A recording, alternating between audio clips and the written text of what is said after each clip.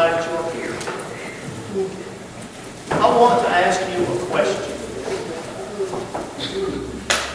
What do you doubt?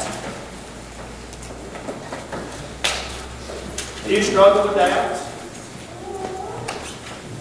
Most of us, if not all of us, at some point probably struggle with doubts of some kind. So I want you to take out a piece of paper, maybe the back of your church bulletin. It doesn't have to be big. But take out a piece of paper and write down on it at least one thing that you have struggles with doubts about. I'm not going to ask you what it is. Nobody's going to see it unless maybe it's your spouse or somebody sitting beside you. But write down, sometimes I doubt, whatever it might be. Or oftentimes I have doubts about. Sometimes I doubt myself. I think, did I say the right thing? Did I do the right thing? I'm going to give you about a minute to write down something that you have struggles with and doubts. Maybe it's your health. Maybe it's retirement. Maybe it's finding a job. It might be doubts about something that the Bible teaches. I have doubts about such and such being true. Maybe it's doubts about Jesus, doubts about God. What do you have doubts about?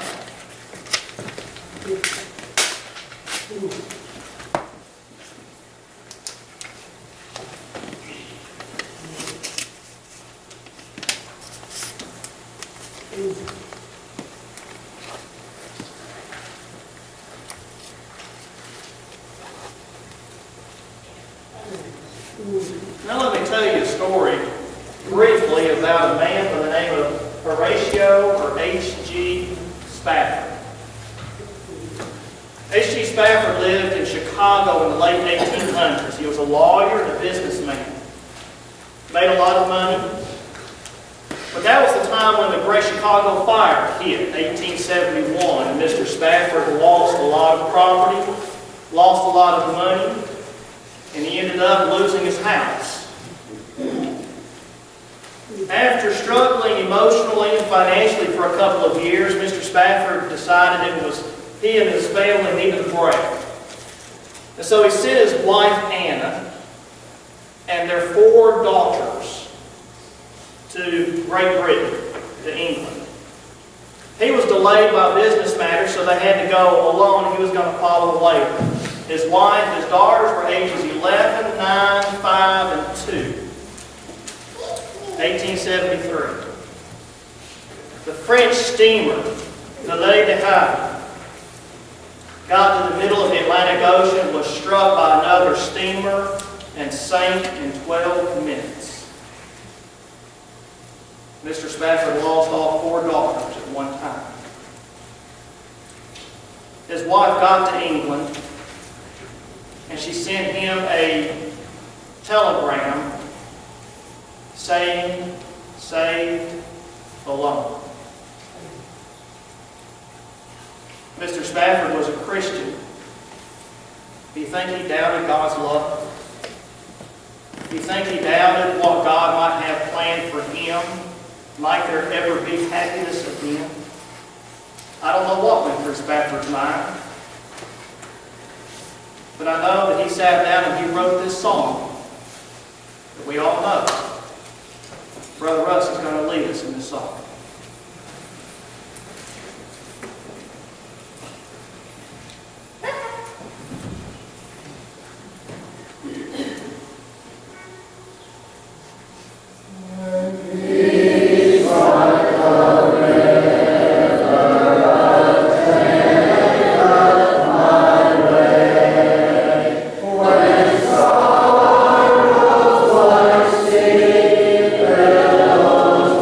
Oh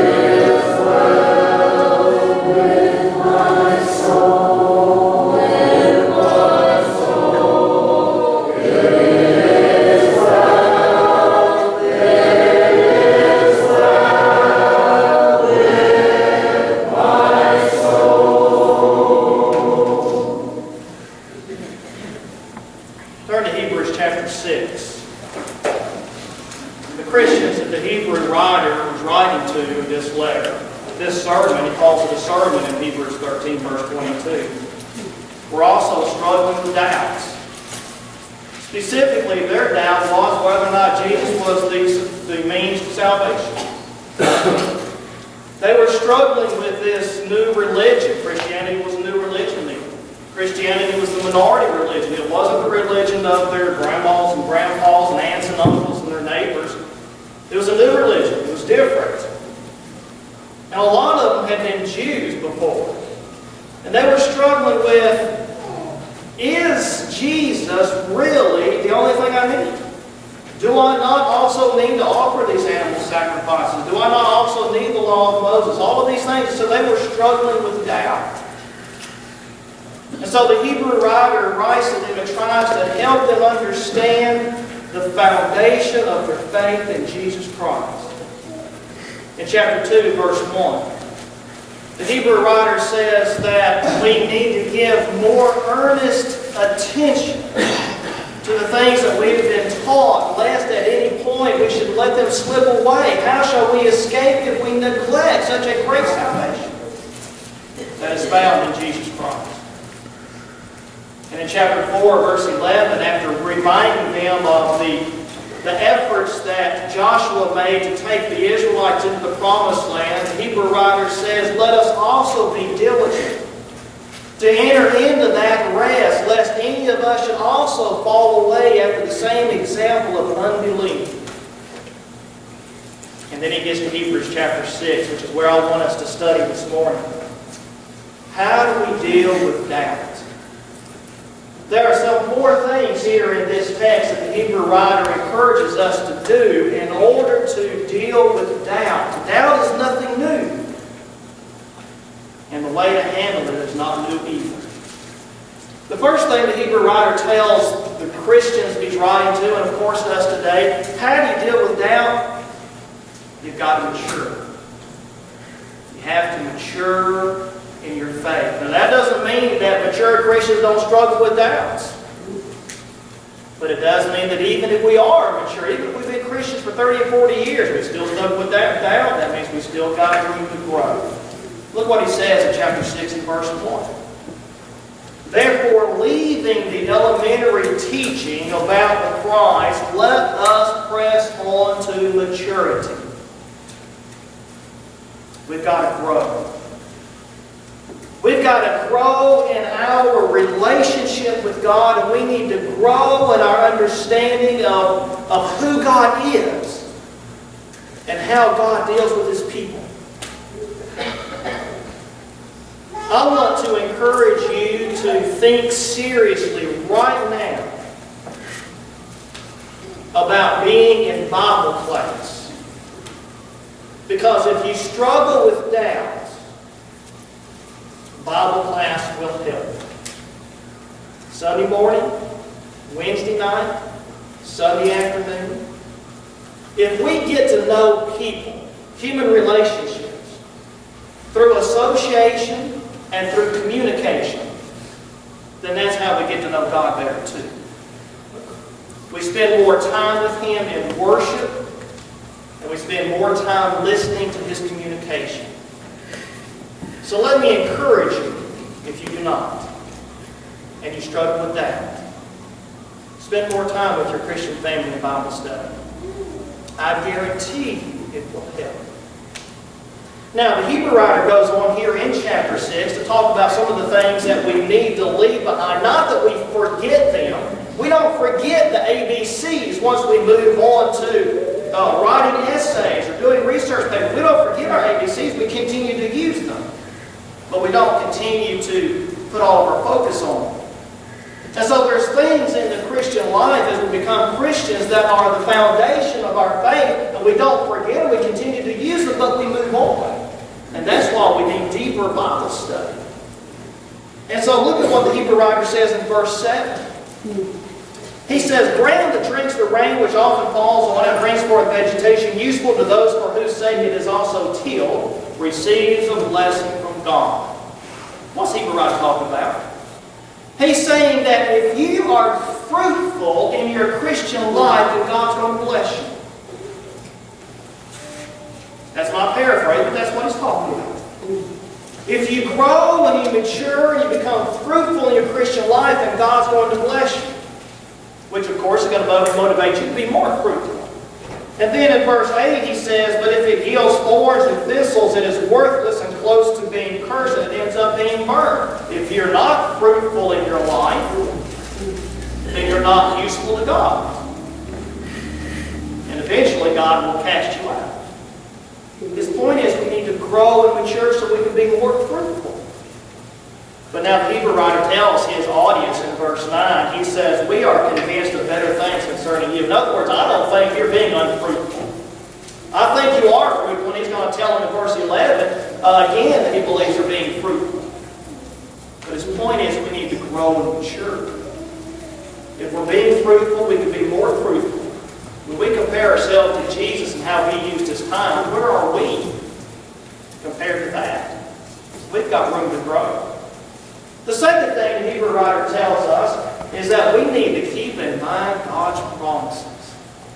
Now, I'm going to end the lesson on that same point. We're going to come back to that statement that you wrote about, that you wrote that doubts with. We're going to come back to that in just a moment. If you struggle with doubts, keep in mind God's promises. Look at verses 10 and 11. For God is not unjust to forget your work and the love which you have shown towards his name, and having ministered and still ministering to the saints.